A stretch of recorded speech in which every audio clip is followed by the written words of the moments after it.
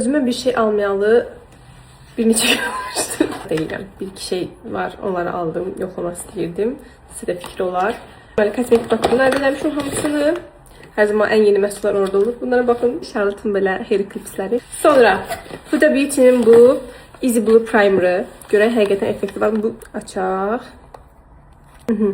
Baxaq görək. Buram çox poralı görsənir. Yoxlayaq. Çox tərifləyirdilər bu arada.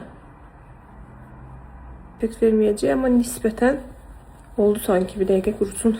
İstəmirəm kesin videonu. Biraz oldu.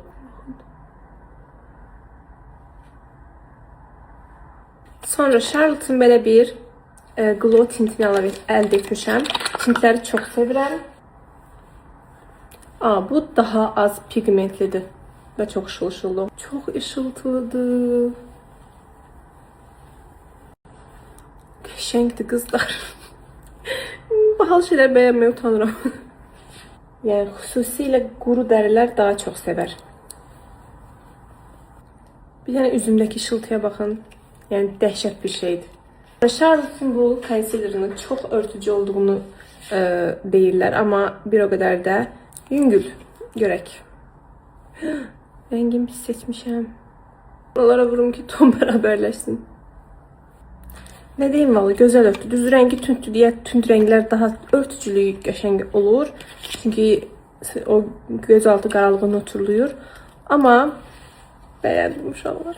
Bu arada bilmem primer'dan da yoksa nedendir. Üzüm daha blue görsəndi.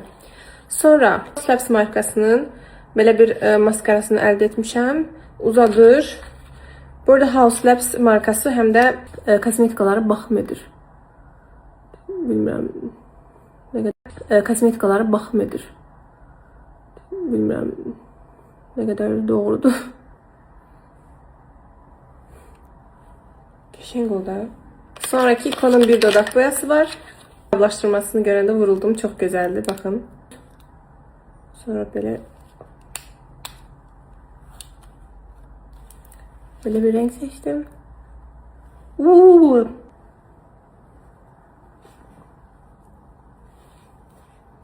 Bu yeni değil ama bu ışıltıdan gazımı alabilmeliyim. Biraz da ışıltımı artırmak istəyirəm. Yani ben çok highlighter seven değilim. Çünkü üzü tabii durduğuna inanmıyorum. Yani quru highlighterlardan söhbət gedir. Yegane bu Dior'un highlighter'dır ki yani çok sevirəm də. Ben bakın. Bu kadar. Her birini kosmetik Baku'dan elde etmişim. Oradan alabilirsiniz.